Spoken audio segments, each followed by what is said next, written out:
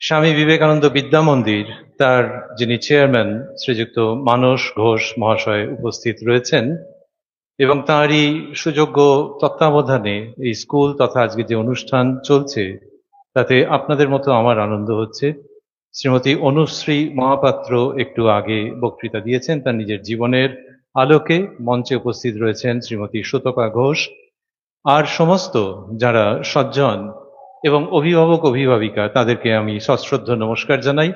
আর ছাত্রছাত্রীদের জন্য স্বাগত শুভেচ্ছা জানিয়ে বলি যে স্বামী বিবেকানন্দের নামে কেউ যদি একটা জায়গায় গিয়ে বসে, কিছু যদি নাও বলে, একটু মঞ্চের দিকে তাকিয়ে থাকে, আমি মঞ্চের ওপরে রয়েছি, আমি যদি ওদিকটাতেও থাকতাম, অন্যরা যদি বলতেন, যারা অডিও করছেন, যারা লাইটের ব্যবস্থা করছেন, যারা ভিডিওগ্রাফি করছেন, এই সমস্ত মানুষ মিলে একটা অপূর্ব সমাবেশ, এই সমাবেশে আমরা যারা রয়েছি আমরা প্রত্যেকে ভাগ্যবান এবং ভাগ্যবতী। কারণ মাইক লাগিয়ে বলতে পারাটাই বড় কথা নয়, কিন্তু স্বামী বিবেকানন্দকে নিয়ে একটা অনুষ্ঠান হচ্ছে মানে একটা বিরাট রকমের সেলিব্রেশন। ভোট আসছে, ভোটে সমস্ত পক্ষ প্রতিপক্ষ নানান রকমের হতে থাকে, কিন্তু স্বামী বিবেকানন্দের ক্ষেত্রে কোনো পক্ষ প্রতিপক্ষ নেই। ভোট ব্যাপারটা সারা দেশের জন্য প্রয়োজন, রাজ্যের জন্য প্রয়োজন, কিন্তু আমাদের যেন মনে হয় সেই মানুষটাকে আরো বেশি করে প্রয়োজন। ভোট আসে যায়, পারস্পরিক দ্বন্দ্ব, প্রতিযোগিতা, হিংসা, বিদ্বেষ থাকে, যায়, আবার ফিরে আসে, কিন্তু তার মধ্যে প্রেমের প্রতিমূর্তি, দুটো পথ, প্রেমের প্রতিমূর্তি রূপে যিনি বিরাজ করেন সেই স্বামী বিবেকানন্দকে আমাদের খুব প্রয়োজন।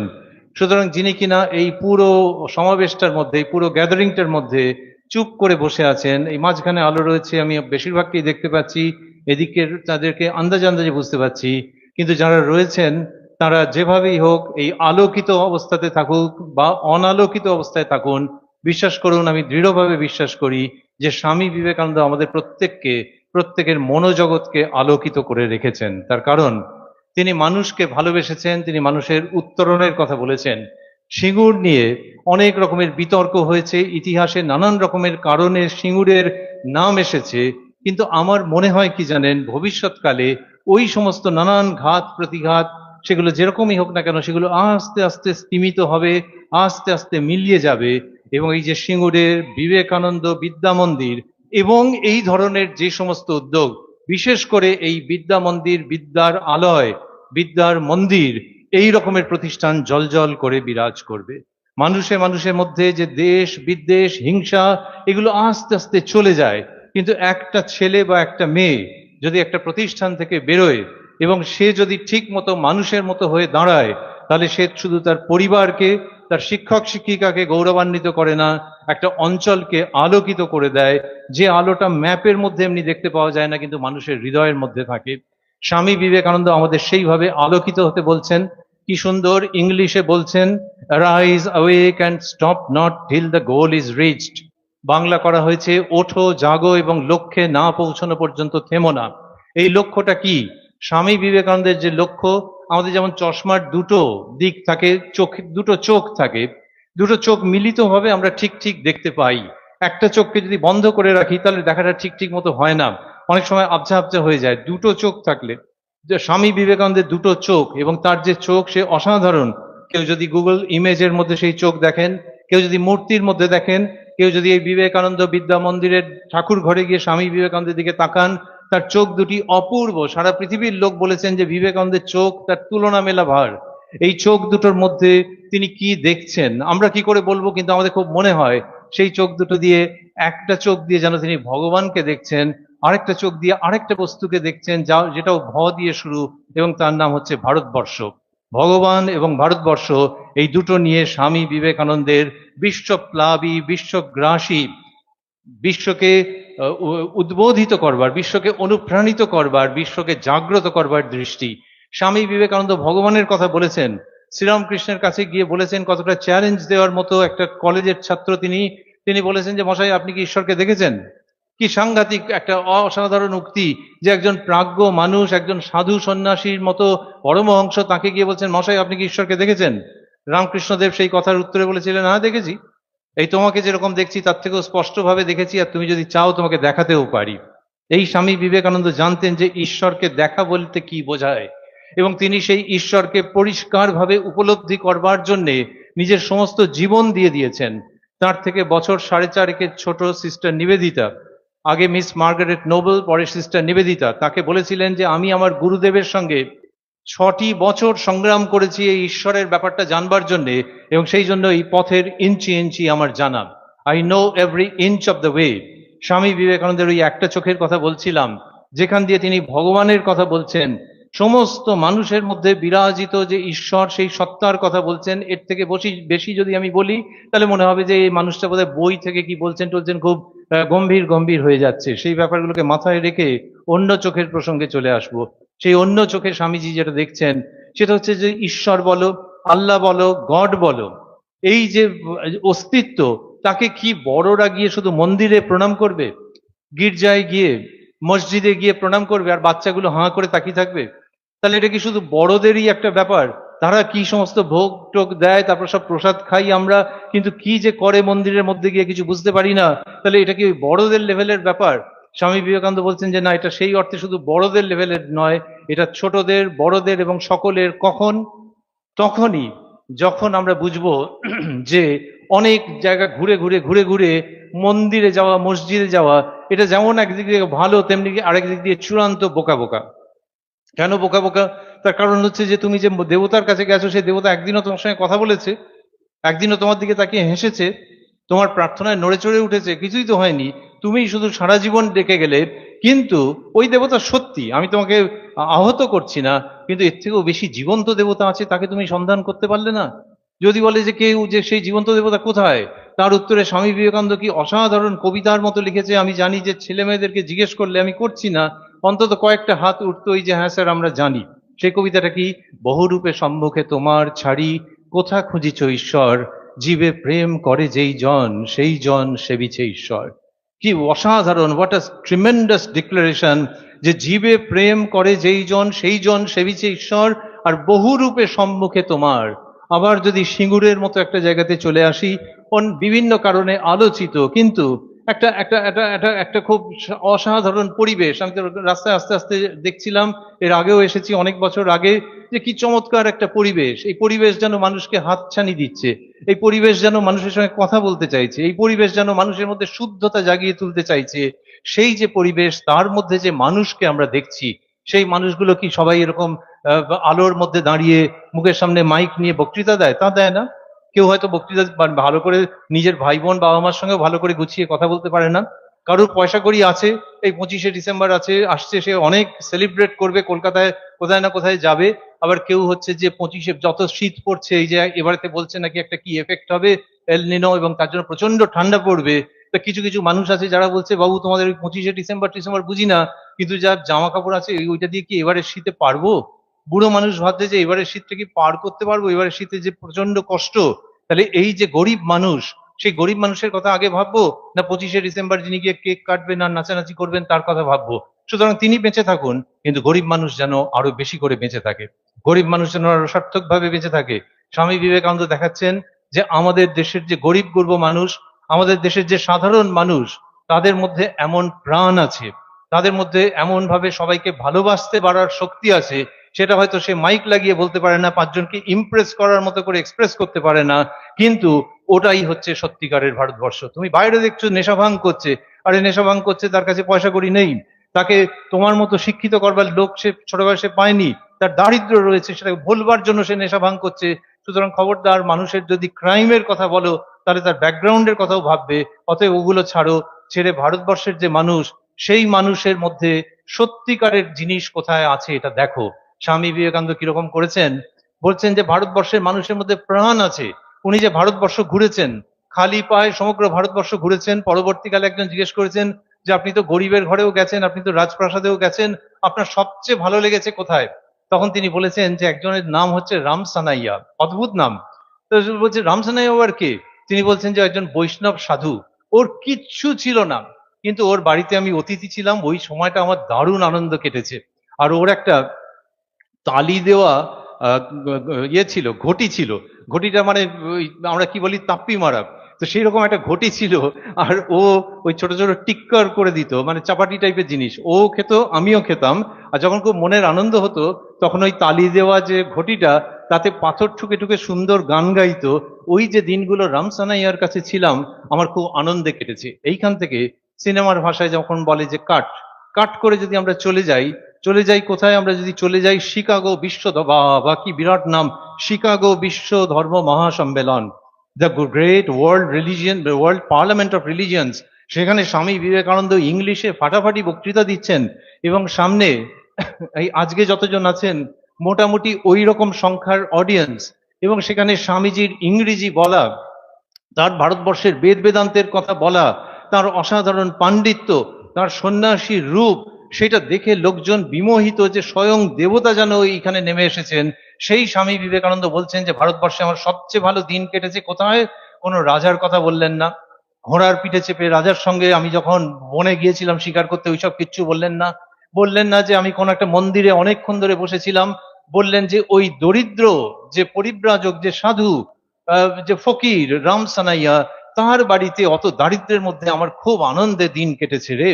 এই স্বামী বিবেকানন্দ ভারতবর্ষকে একেবারে বিন্দুতে বিন্দুতে চিনতেন, এবং দেখেছেন এই বিন্দু বিন্দুর মধ্যে সিন্ধু সিন্ধু আছে, এবং সেই সিন্ধু হচ্ছে মানবতার সিন্ধু। উনি বলেছেন যে যদি ভারতবর্ষ মরে যায় তাহলে সমগ্র পৃথিবী থেকে মানবতা এবং কোমলতা এবং মানুষের জন্য সমবেদনা, এগুলো সব শেষ হয়ে যাবে। উনি বলেননি যে সমগ্র বিশ্ব হচ্ছে শয়তানের মতো, কিন্তু উনি বলেছেন ভারতবর্ষের মধ্যে এই সম্পদ থরে থরে রয়েছে, এবং সেটা বিশেষভাবে রয়েছে আমাদের গরিব মানুষের মধ্যে। তাহলে কি বড় লোকদের মধ্যে নেই? অবশ্যই আছে। কিন্তু স্বামী বিবেকানন্দ ঘুরে ফিরে বলেছেন যে আমাদের গরিব মানুষকে বাঁচাতে হবে, তার কারণ তারা যুগের পর যুগ অত্যাচারিত হয়েছে, বর্ণের নামে অত্যাচারিত হয়েছে। যে ব্রাহ্মণ আর তার সঙ্গে যে কিনা শূদ্র, সে কি বিকট অত্যাচার। স্বামী বিবেকানন্দ এক এক সময় অতিষ্ঠ হয়ে বলেছেন যারা এরা কি পাগল নাকি, যে মানুষের সঙ্গে কেউ এই রকম অত্যাচার করে। সেই ভারতবর্ষকে স্বামীজি দেখেছেন যে তারা মুখ বুজে সয়েছে, কিন্তু তাদের মধ্যে অদ্ভুত কোমলতা আছে। সিস্টার নিবেদিতাকে নিয়ে তিনি যাচ্ছেন, এবং আরো সমস্ত সঙ্গী সাথীরা রয়েছেন, ট্রেনে করে যাচ্ছেন স্বামী বিবেকানন্দ। আর নিবেদিতা তার থেকে 4.5 বছরের ছোট হলেও ঠিক যেমন মেয়ে বাবার মুখের দিকে তাকিয়ে গল্প শোনে, সেরকম ভাবে নিবেদিতা গল্প শুনছেন, এবং স্বামীজি সমস্ত গল্প বলছেন, ভারতবর্ষের অপূর্ব গল্প বলছেন। এবং নিবেদিতা পরে তার বইতে লিখেছেন, the master as I saw him, সেই গ্রন্থে লিখেছেন যে স্বামীজির হৃদয় উদ্বেল হয়ে যেত যখন ট্রেন কোনো বড় একটা মাঠের পাশ দিয়ে যেত, বিস্তীর্ণ মাঠ, তার পাশ দিয়ে ট্রেন ছুটছে। বলছেন যে একবার স্বামীজি আমাকে দেখাচ্ছেন যে ওই যে মাঠটা দেখছো, ওই মাঠের ওপারে চাষাদের ঘর। আর জানো চাষাদের ঘর কি সুন্দর, সেই ঘরেতে চাষার যে স্ত্রী, তার যে বউ, সেই হচ্ছে ঘরের সবকিছু নিয়ন্ত্রণ করে, কিন্তু তার মুখ বাইরের লোক কেউ দেখতে পায় না। এমনকি নিবেদিতাকে গল্প বলছেন স্বামীজি যে একটা গ্রাম থেকে আরেকটা গ্রামে কেউ যাওয়ার সময় যদি রাত হয়ে যায়, আর সেই পুরুষ মানুষটা যদি এদের বাড়িতে অতিথি হয়, গ্রামে তো তখনকার দিনে আর সুবিধে যে কেউ ওর আধার কার্ড টার্ড দেখতে চাইতো না। তো স্বামীজি বলছেন যে যদি কেউ কারোর বাড়িতে অতিথি হয়, তাহলে সেই অতিথির সমস্ত সেবার বন্দোবস্ত থাকে সেই বউটি করে। এমনকি সে সকালবেলা যে যাবে, কি নিয়ে যাবে, তার কি লাগবে, সেগুলো তার মাথার কাছে রেখে আসে, কিন্তু সে সেই বউটির মুখ দেখতে পায় না। স্বামীজি বলছেন যে আমাদের দেশের যে মায়েরা, তারা জানেন যে লজ্জা সম্ভ্রম রক্ষা করা কাকে বলে, এবং সেই সঙ্গে তারা জানেন ওই স দিয়ে সম্ভ্রম, স দিয়ে সেবা, যে মানুষের সেবা করা কাকে বলে সেটা জানে, আর অন্তরালে থেকে স্বার্থ ত্যাগ করে সেবা করা কাকে বলে তারা জানে। এটা নিবেদিতাকে তিনি বলছেন। আর ট্রেন ছুটে চলেছে কোন দিকে? ট্রেন ছুটে চলেছে এক সুবর্ণ ভবিষ্যতের দিকে। বক্তব্য শেষ করবো এটা বলে যে স্বামী বিবেকানন্দ যেমন এই ভারতবর্ষকে দেখেছেন, তিল তিল করে দেখেছেন, ভারতবর্ষের জাগরণের কথা বলেছেন, তেমনি সেই তিনি যখন বিদেশেও গেছেন ভারতবর্ষকে হৃদয়ে ধারণ করে গেছেন। বিদেশে যাদের বাড়িতে অতিথি হয়েছিলেন ওই শিকাগো পার্লামেন্ট অফ রিলিজিয়ন্স এর সময়, সেই বাড়ির একটা বাচ্চা মেয়ে ছিল, এটা মিস্টার এন্ড মিসেস লিও বলে তাদের বাড়ির বাচ্চা মেয়ে। সেই মেয়ে তখন স্কুলে পড়ে। তো যখন সেই মেয়ে বড় হয়েছে এবং তিনি যখন প্রৌঢ়া, তখন অনেকে সন্ধান পেয়ে তাদের বাড়িতে গেছেন এবং গিয়ে বলেছেন যে মা, আমরা জানি যে আপনার বাড়িতে স্বামী বিবেকানন্দ কিছু সময় আপনাদের বাড়িতে অতিথি হয়েছিলেন। তিনি বলেছেন যে আগে হ্যাঁ, আপনারা ঠিকই শুনেছেন, কিন্তু আমি তখন স্কুলের বাচ্চা। বলছেন আপনার বাড়িতে তখন কে কে ছিলেন? বলছে ওই বাচ্চা, তার মা, এবং তার তার বাবা মা, অর্থাৎ এর দাদু দিদা, এই 4 জন ছিল। তা বলছে একটুখানি বলুন না। তো উনি বলছেন যে আমি তো বাচ্চা মেয়ে, সেই সময় আমার যা মনে আছে সেগুলো কি আপনাদের কাজে লাগবে? যারা শুনতে গেছেন তারা বলেছেন যে আমরা বিশ্বাস করি স্বামী বিবেকানন্দ হচ্ছেন একটা হীরকখণ্ড, তার উপর যেদিক থেকেই আলো পড়ুক না কেন ঝলমল ঝলমল করে। অতএব মা, আপনি সংকোচ করবেন না, দয়া করে বলুন। তো তিনি যেটা বলেছেন সেটা Swami Vivekananda in the west new discoveries গ্রন্থে বিশদভাবে আছে। আজকে সিঙ্গুরের এই অপূর্ব অনুষ্ঠানে শুধু একটা কথা উল্লেখ করতে চাই। ওই মেয়ে বলছে যে আমি যখন স্কুল থেকে আসতাম তিনি তখন আমাকে অনেক গল্প বলতেন। তো এরা বলছে আমি স্কুল থেকে এসে ওর কোলের উপর উঠে পড়তাম। আর এক একদিন দেখতাম যে তিনি খুব গম্ভীর, তখন আবার ভয়ে ভয়ে নেমে পড়তাম। বলছে আর উনি খুব ভালো গল্প বলতে পারতেন। বলছে কিসের গল্প? বলছে ওরে বাবা, উনি ভারতবর্ষের হাট বাজারের গল্প বলতেন, সেখানে কত রকম ফল ফুল পাখি সবজি। বলছে আর হচ্ছে যে আমি যখন স্কুল থেকে আসতাম তখন উনি মাঝে মাঝে বলতেন যে তোমার ইয়েতে আজকে কি পড়া হয়েছে। আর যেদিন যেদিন বলতাম ভূগোল বা জিওগ্রাফি পড়া হয়েছে, তিনি বলতেন যে এই ম্যাপটা একটু খোলো তো। এবং যখন যখন ওরকম ম্যাপ খুলতাম, উনি ওই ম্যাপের মধ্যে একটা পিঙ্ক রঙের জায়গা দেখাতেন, ছোট্ট দেখিয়ে বলতেন এইটা আমার ভারতবর্ষ। আর যখন বলতেন ওনার মুখটা একটু গম্ভীর হয়ে যেত। যারা শুনছিলেন তারা বললেন যে মুখটা গম্ভীর হয়ে যেত, আপনার কি জন্য মনে হয়েছে? এবারে লোকে বলে, আমি যখন এটা পড়েছি তখন আমার মনে হয়েছিল যে উনি বোধহয় ভারতবর্ষ থেকে অনেক দূরে, সেই জন্য ওনার একটুখানি তখন মন কেমন করতো। কিন্তু তা নয়। ওই ভদ্রমহিলা বলছেন, এবং লোকে বলে যে বাচ্চারা বুঝতে ভুল করে না মনের ভাব। ওই ভদ্রমহিলা বলছেন যে আমি কি বলবো, কিন্তু আমার কি মনে হয়েছে জানেন, যে ওই যখন ওই পিঙ্ক রঙের ভারতবর্ষ দেখাতেন আর আমাকে দেখতেন, তখন ওনার বোধহয় মনে হতো যে আমি যেরকম ভাবে ড্রেস পরে আছি, এরকম যেরকম ভাবে ভালোভাবে আছি, ভারতবর্ষের মেয়েরা অত ভালোভাবে থাকতে পারে না, আমার মতো বাচ্চা বাচ্চা মেয়েরা। এবং সেইটা ভেবে ওনার মুখটা করুণ হয়ে যেত। এই যে অপূর্ব বিবেকানন্দ, যে বিদেশে যখন গেছেন আমরা তখন ভাবি যে কত ডলার, অনলাইন, এটা ওটা অনেক কিছু নিয়ে যাব। কিন্তু বিবেকানন্দ যখন বিদেশে যাচ্ছেন তখন ভারতবর্ষকে হৃদয়ে বহন করে নিয়ে যাচ্ছেন, ভারতবর্ষের পুরুষ মানুষের দুঃখকে বহন করে নিয়ে যাচ্ছেন, এবং বিশেষ করে ভারতবর্ষের মেয়েদের দুঃখকে বহন করে নিয়ে যাচ্ছেন। আমরা এই দুঃখের উত্তরাধিকারী হতে চাই। এই যে সুন্দর সিস্টেম, চমৎকার আধুনিক, congratulations two Manas Babu and his team. এই সমস্তটার মধ্যে আধুনিকতা রয়েছে, আমরা অবশ্যই এই আধুনিকতাকে নিয়ে এগিয়ে চলবো। কিন্তু তার সঙ্গে আমাদের পুরনোকে মনে রাখতে হবে, আমাদের চিরকালের ভারতবর্ষকে মনে রাখতে হবে। এবং এই হাসি খুশির পরিবেশের মধ্যে আমরা ভারতবর্ষের জন্য যেন একটা বেদনাকে মনে রাখি। কোনো কবিতাই কবিতা হয়ে ওঠে না বোধহয় যতক্ষণ না তার মধ্যে কোথাও একটা বেদনার সুর থাকে। সুতরাং বিবেকানন্দ, ভারতবর্ষ, সিঙ্গুর, আজকের অনুষ্ঠান, বিদ্যালয়, এই সমস্ত আনন্দের মধ্যে যেন আমাদের একটুখানি বেদনা থাকে, তাহলে ওই চিত্রটা অসম্ভব সুন্দর হয়ে ওঠে। ভারতবর্ষের মানুষের জন্য বেদনা, ভারতবর্ষের গরিব মানুষের জন্য বেদনা, বিশেষভাবে ভারতবর্ষের পিছিয়ে পড়া মেয়েদের জন্য বেদনা। সেই বেদনাকে হৃদয়ে নিয়ে আমরা ভারতবর্ষকে অনেক দূর নিয়ে যেতে পারবো, অনেক উচ্চতায় নিয়ে যেতে পারবো, যেখানে কিনা দেখব ভারতবর্ষ জ্ঞানে, গরিমায়, অর্জনে শ্রেষ্ঠ হবে, একেবারে ওপরে স্পেসে চলে যাবে। আমরা চাই যে ভারতবর্ষের মেয়েরা এবং ছেলেরা স্পেসে চলে যাক, লোকে ঘাড় উঁচু করে দেখে যে ওই অত উপরে চলে গেল। এবং সেই সঙ্গে চাই যে ভারতবর্ষের ছেলেরা এবং মেয়েরা, বিশেষ করে এই বিদ্যালয়ে এসে ভাবতে চাইবো যে প্রত্যেক ছেলে এবং মেয়ে যেমন ওই ওপরে চলে যেতে চাইবে, তেমনি মানুষের মনেরও গভীরে যেতে চাইবে। দুঃখী মানুষের, দরিদ্র মানুষের, বেদনা ক্লিষ্ট মানুষের হৃদয়ের গভীরে চলে যেতে চাইবে, এবং সেইখানে তার সঙ্গে বন্ধুত্ব স্থাপন করবে। ওই হৃদয়ের গভীরে বিবেকানন্দ এবং আকাশচুম্বী বিবেকানন্দ, এই দুজনকে নিয়ে আমাদের বিবেকানন্দ বন্দনা যেন সার্থক হয়ে ওঠে। ধন্যবাদ, নমস্কার। Thank you so much, sir. We are really blessed and enlightened with your words. আপনার এই প্রতিটা শব্দ আজকের এই বর্তমান পরিস্থিতিতে কতটা গুরুত্বপূর্ণ, আমাদের ছাত্রছাত্রীরা এটাকে নিয়ে এগিয়ে যাবে।